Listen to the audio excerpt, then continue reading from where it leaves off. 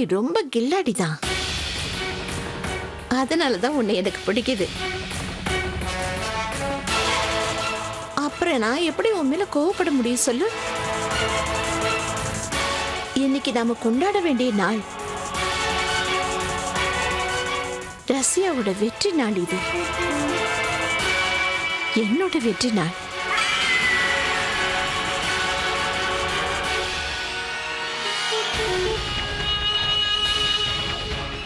எனக்கு தெரியும்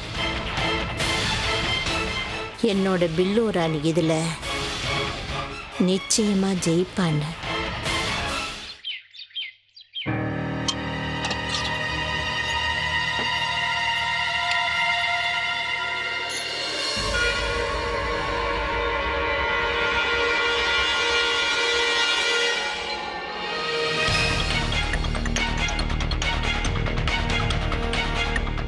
Allah Mia, what's wrong with you, Billu? Huh? உனக்கு வெக்கமா இல்ல? இவ்வளவு நல்லவங்க வீட்ல போய் நீ இப்படி திருடிட்டு இருக்க? உன்னை எவ்வளவு நல்லா பாத்துக்கறாங்க. அத்தை, நஜ்மா, வேண்டாம். நீ வாய் மூடு. என்னாச்சு? இவளோட மேக்கப்பை பார்த்த உடனே முதல் நாள்ல இருந்து எனக்கு டவுட் வந்தது. உங்களுக்கு தெரியுமா இந்த அம்மா வீட்டு வேலையெல்லாம் முடிச்சிட்டு பார்ட் டைம்ல என்ன பண்றாங்கன்னு? இதுதான் திருட்டு. உங்க கபோர்ட்ல இருந்து ஆர்னமெண்ட்ஸ் திருடிட்டு இருக்கா. என்னது? யா அல்லாஹ். இல்ல, நான் நீ வாய் மூடு. நேத்துல இருந்து என் வாட்ச கூட காணோம். நிறைய பொருள் காணாம போயிருக்கும் நஜ்மா. நாம கண்டிப்பா சர்ச் பண்ணியே ஆகணும். வேற என்னென்ன திருடுனேன்னு சொல்லு. உன்னதான். இப்பவே நான் அண்ணனுக்கு ஃபோன் பண்றேன். அவர் உன்னை போலீஸ்ல புடிச்சு கொடுப்பாரு. என்ன மன்னிச்சிருங்க, நான் தப்பு பண்ணிட்டேன். பேரரசு என் கண்ணை மறைச்சிருச்சு. இந்த வீட்ல இருந்து திருடின பொருளை எல்லாம் முதல்ல எங்க கிட்ட கொண்டு வந்து கொடு. புரியுதா? இப்ப கொண்டு வரேன். போ.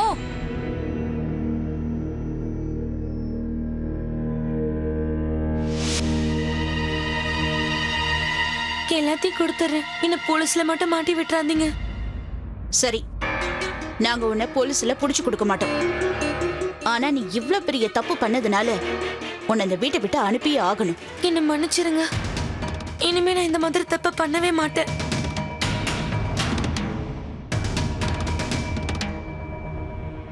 இது இருக்கு உன்னோட வாட்ச். அம்மாவோட பேங்கிள்ஸ். இதுக்கு கீழே என்ன இருக்கு? இது என்னோடது நஜ்மா. இதுல என்ன இருக்கு ஜோயா?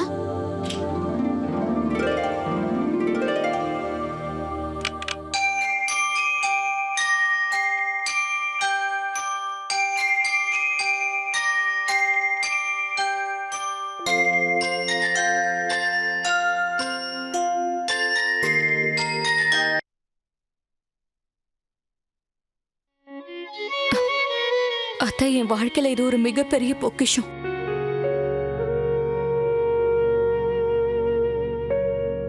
என் குழந்தை பருவத்தோட ஒரே ஒரு ஞாபகார்த்தம். அக்காவும் மாமாவும் தான் என்கிட்ட சொன்னாங்க. நான் முதல் தடவை அவங்க கிட்ட வந்த போது நான் இதை என் கையில நல்லா பிடிச்சு வச்சிருந்தேனா, ஏதோ என்னோட அப்பா அம்மாவே என்கிட்ட கொடுத்த மாதிரி.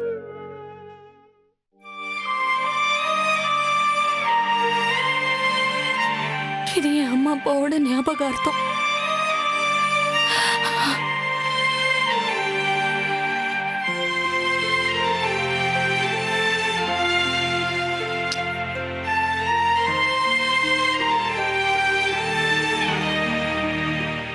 தேங்க்யூ அல்லாமியா.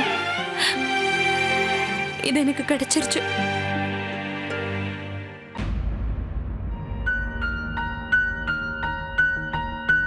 அம்மா, அம்மா தயவு செஞ்சு கண்ணு திறங்கம்மா. அம்மா கண்ணு திறங்கம்மா. அம்மா. அப்பா, பாட்டிக்கு எப்ப வேணாலும் சொன்ன நம்ம திரும்ப வரும் டாக்டர் சொல்லிருக்காரு. அப்பா, நீங்க எப்ப திரும்பி வருவீங்கன்னு தான் பாட்டி உங்களுக்காக காத்துக்கிட்டு இருந்தாங்க. கண்ணு திறந்து பாருங்கம்மா. நான் வந்துட்டேம்மா. உங்களோட ராஷித் வந்துட்டாமா. அம்மா கண்ணை திறந்து பாருங்கம்மா. அம்மாவோட இந்த நிலைமைக்கு காரணம் நான் தான். நான் நிரபராதியா இருந்தாலும் பேசாம தலையை குனிஞ்சுக்கிட்டு அவங்க சொல்ற எல்லாத்தையும் கேட்டுக்கிட்டு இருந்தேன். நியாயமா ஒருத்தன் அந்த அல்லாஹ் முன்னாடி மட்டும்தான் தன்னோட தலையை குனிஞ்சு வணங்கி நிக்கணும். ஆனா நான் என்ன பண்ணேன்? இந்த சாதாரண ஆளுங்க முன்னாடி என்னோட தலையை குனிஞ்சு நின்னுக்கிட்டு அவங்க சொல்றதுக்கெல்லாம் தலையாட்டி. இனிமே நடக்க போறத பாருங்கம்மா. உங்க மகன் கோழை கிடையாதுன்னு நீங்களே பார்க்க போறீங்க. இங்க இருக்கிறவங்க வாய சரியான பதிலடி கொடுத்து நான் மூடுறேன். அம்மா, நம்ம இந்த வீட்டை விட்டே போயிடலாம். இவங்களோட நமக்கு இருக்கிற உறவை தலை முழுகிட்டு இந்த இடத்தை விட்டே போயிடலாம். நம்ம ரொம்ப தூரம் எங்கேயாவது போயிடலாம்.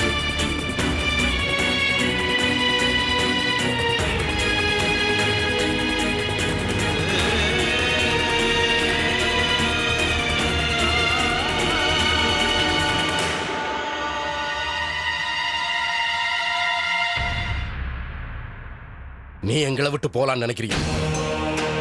உன் கெட்ட காலத்துல நாங்க தான் உன் கூட இருந்தோம். ஆனா நீ எங்களுக்கு நன்றி கடனா இருக்க வேண்டியவன். எங்க மேலேயே குத்தம் சொல்றியா? எங்களோட உறவையே முறிச்சுக்கலாம்னு நினைக்கிறியா? நம்ம சொந்தங்களே வேண்டான்னு பிரிஞ்சு போயிட்டா குடும்பங்கள் சிதறி போயிடும். ஜாக்கிரதை. இந்த சொந்தங்களை உங்க குடும்பத்துல ஒருத்தங்களா நினைச்சிருந்தா இந்த நிலைமை வந்திருக்காது சித்திக் சார். நான் போறதுனால ஒன்றும் இந்த குடும்பம் சிதறி போகாது. ஆனா உங்களோட ஃபேக்டரி, வியாபாரம், உங்களோட ஆபீஸ், இது நாள் வரைக்கும் நான் பார்த்துட்டு வந்த எல்லாமே கண்டிப்பா சிதறி போகும். இவங்க எப்பவுமே என்ன ஒரு கருவி மாதிரி தான் இங்க பயன்படுத்திட்டு வந்திருக்காங்க. அப்புறம் நீங்க பேசாம உட்காந்து வேடிக்கை பார்த்துட்டு இருந்தீங்க.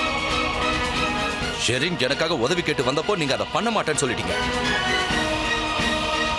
எந்த சொந்தங்களை பத்தி இப்ப பேசிட்டு இருக்கீங்க சித்திக் சார்? எந்த சொந்தங்களை பத்தி? ஷெரின் என்கிட்ட வந்து பணம் வேணும்னு கேட்டா என்னோட கொள்கைக்கு விரோதமா அவ என்ன நடக்க சொன்ன.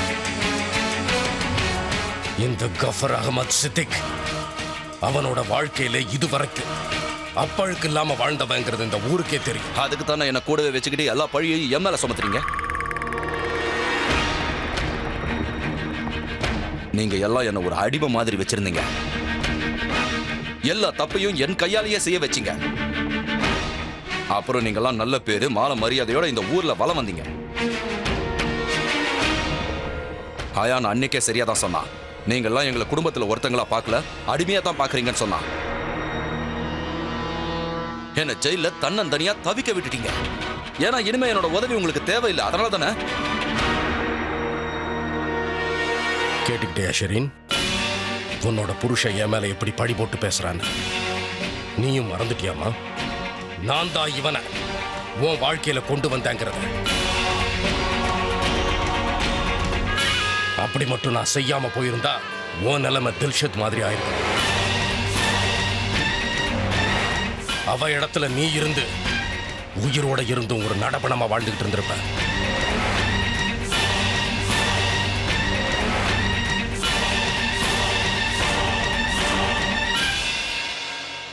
ஒருவேளை நான் இல்லாம போயிருந்தா எல்லாரும் உன்னை தில்ஷத்துக்கு சக்காலத்தின்னு சொல்லியிருப்பாங்க.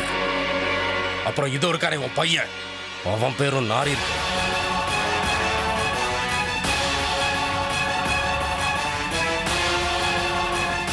ஷெரீன், நான் உனக்காக எவ்வளவெல்லாம் பண்ணிருக்கேன். ஆனா நீ என்னடா நல்லது செய்றவங்க யாரும் சொல்லி காட்ட மாட்டாங்க அண்ணா. நீங்க எனக்கு எவ்வளவு பண்ணிருக்கீங்கன்னு எனக்கு தெரியும். ஆனா அது எல்லாத்துக்கும் பதிலா என் புருஷன் உங்களுக்கும் அதை விட அதிகமா பண்ணிட்டாரு. இன்னைக்கு வரைக்கும் யாராவது உங்களை பத்தி என்கிட்ட தப்பா பேசினா அவர் அப்படி கிடையாது. அவர் என்னுடைய அண்ணன். என் மேல அவருக்கு அதிகமா பாசம் இருக்கு. எனக்காக அவர் நிறைய பண்ணிருக்கான்னு சொல்லுவேன். ஆனா இப்பதான் எனக்கு எல்லாமே புரியுது. நீங்க என் மேல உண்மையான பாசம் வைக்கல, என்னை பயன்படுத்திக்கிட்டீங்க.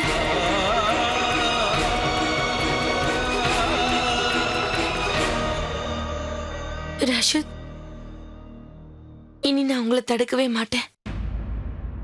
இந்த வீட்டை விட்டு போக நானும் தயாராயிட்டேன்.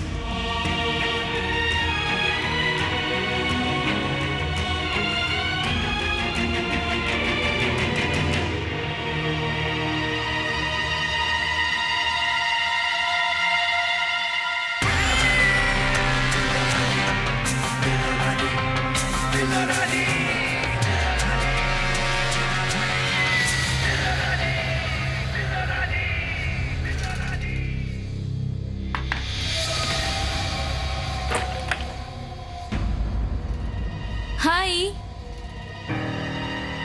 கால் வலி எப்படி இருக்கு? உடம்பு பரவாயில்லையா? இப்போ கொஞ்சம் பரவாயில்ல.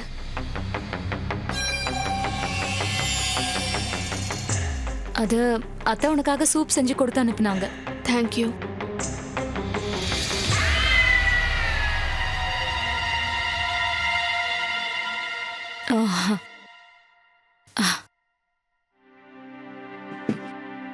தன்வீர், அது இன்னைக்கு காலையில பீனட்டால வந்த பிரச்சனைய நீ உன் தலை மேல போட்டுக்கிட்ட. A big thanks for that. உனக்கு ஒண்ணு தெரியுமா?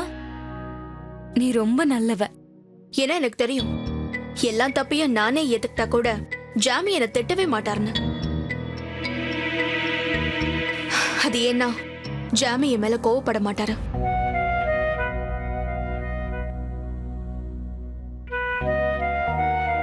சூப் கொடுத்ததுக்கு தேங்க்ஸ். My pleasure.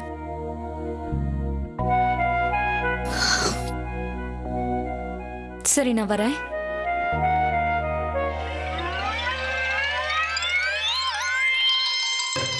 நீ கிளம்புறியா தன்வீர்? ஆமா, எந்த வேலைக்காக வந்தனோ அந்த வேலை முடிஞ்சு போச்சு. இப்போ நான் போயே ஆகணும். நான் அசார் கிட்ட எதுவும் சொல்லாம தான் போறேன். ஒருவேளை நான் போறேன்னு அவருக்கு தெரிஞ்சா அவர் என்ன கண்டிப்பா போக விட மாட்டாரு. என் விஷயத்துல தலைகீழா நடக்கும். எப்ப பார்த்தாலும் என்ன போக சொல்லிக்கிட்டே இருப்பாரு. நீ ரொம்ப சரியா சொல்ற. உன்னோட வேலை முடிஞ்சிருச்சுன்னா நீ கிளம்பிதானே ஆகணும்.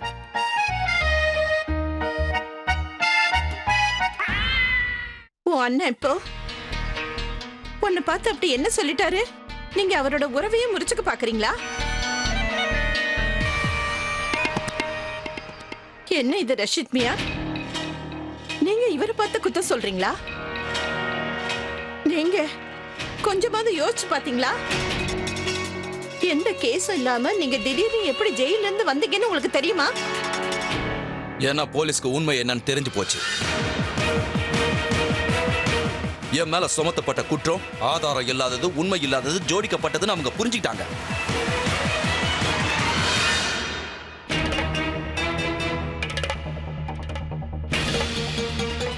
இல்ல, உங்களுக்காக நாங்க அப்படி அவங்கள நம்ப வச்சோம்.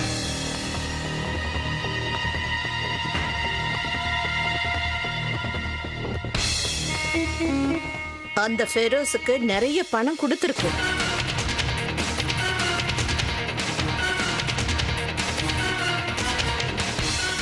இந்த பணம் எப்படி வந்தது? அத நீங்க யோசிச்சு பாத்தீங்களா?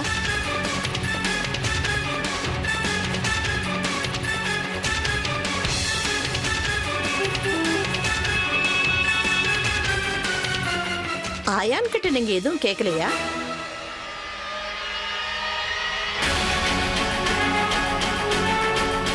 ஆயான், ஃபெரோஸுக்கு நீ பணம் கொடுத்தியா?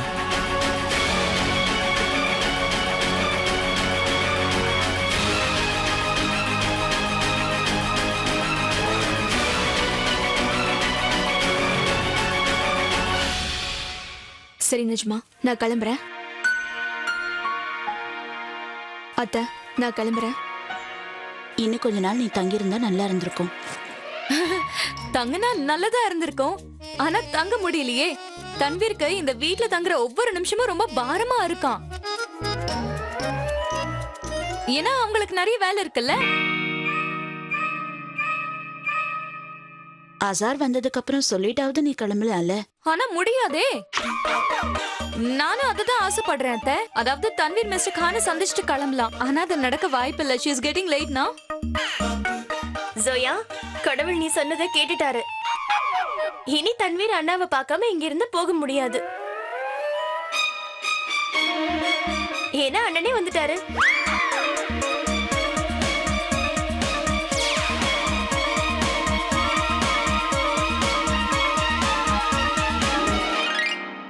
இதெல்லாம் என்ன? தன்வீர் கிளம்பிட்டா. ஏன்னா அவளுக்கு நிறைய வேலை இருக்குல்ல. அப்புறம் ட்ரெயினுக்கும் லேட் ஆயிட்டு இருக்கு. யாரை கேட்டு நீ கிளம்புன? ஜாமி நான் போயே ஆகணும். ஆமா மிஸ்டர் கான், அவங்க போய் ஆகணும். உள்ள வா. ஜாமி ப்ளீஸ் கேளு. ஜாமி சொன்னா கேளு. அயான், அயான் நீ அக்கா கிட்ட இருந்து பணம் வாங்கினியா?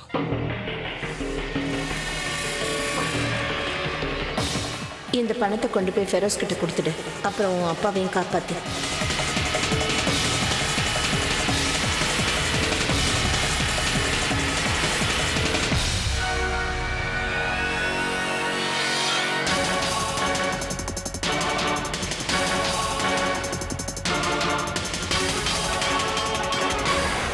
ரஷித் மியான், இந்த நிலைமையில எங்களுக்கு வேற எந்த வழியும் தெரியல. சரி, அழுது அழுது சாகர நிலைமைக்கு போயிட்டா. எங்க எல்லாருக்குமே தெள்ள தெளிவா தெரிஞ்சிருச்சு நீங்க வெளியில வர்றது முடியாத காரியம்னு. அதோட அயான் படுற வேதனையும் என்னால பார்க்க முடியல. இந்த உதவிக்கு கைமாறா நீ இவங்களுக்கு என்ன கொடுத்த அயான்? நீ ஒமேராவை நிக்கா பண்ணியே ஆகணும். ஒண்ணு ஞாபகத்துல இருக்கட்டும், இந்த விஷயம் நம்ம தவிர வேற யாருக்கும் தெரியவே கூடாது.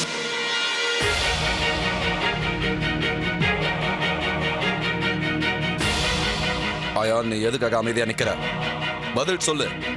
என்னை காப்பாத்துறதுக்கு கைமாறா நீ இவங்களுக்காக என்ன கொடுத்த?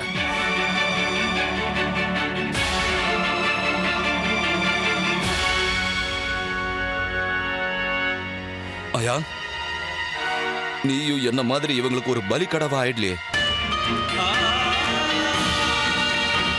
அயான், கேட்கறதுக்கு பதில் சொல்லு. சொல்லு அயான்.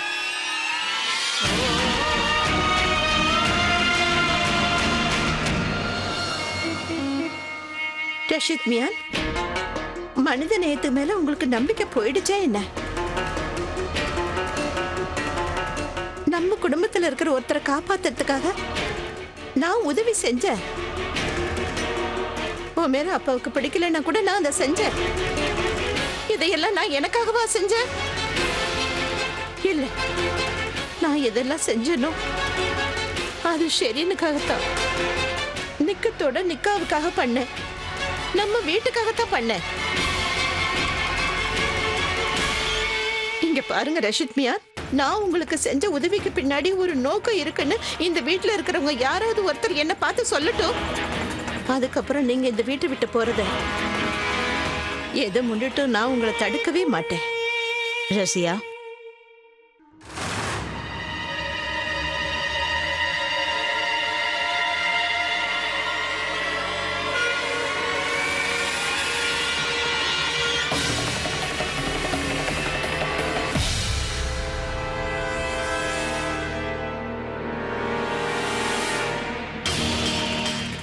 எனக்கு முதல்ல சந்தேகம் இருந்தது.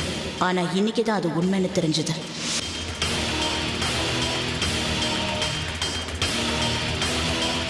நான் இங்க இருக்கிற எல்லார் முன்னாடியும் உண்மையை என்னன்னு சாட்சியோட நிரூபிக்கிறேன். ஞாபகம் வச்சுக்கோ.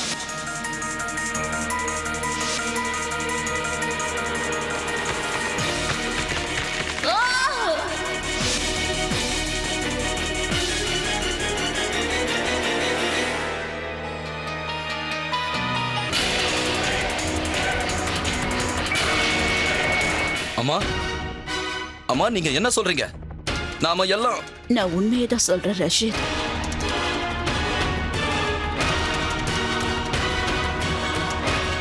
நான் ரசியாவை பத்தி என்னெல்லாம் சொன்னேனோ நினைச்சேனோ அது எல்லாமே தப்புப்பா.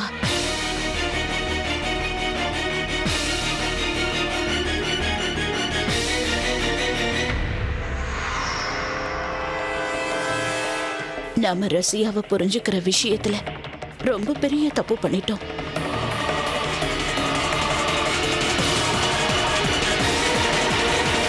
அவ சரியாதான் சொல்ற.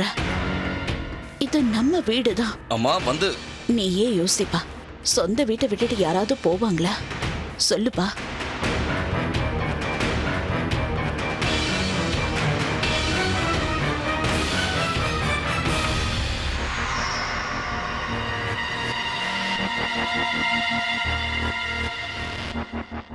ஏன்பா எல்லாரும் என்ன அப்படி பாக்குறீங்க? நான் சுயநினைவோட தான் இதெல்லாம் சொல்றேன். இன்னும் சொல்லணும்னா இன்னைக்குதான் நான் ரொம்ப தெளிவா பேசுறேன். இப்பதான் எனக்கு உண்மையை புரிஞ்சுக்க முடிஞ்சது. நாம எங்கேயும் போக போறதில்ல, இங்கேயே தான் இருக்க போறோம். எல்லார் கூடயும் சேர்ந்து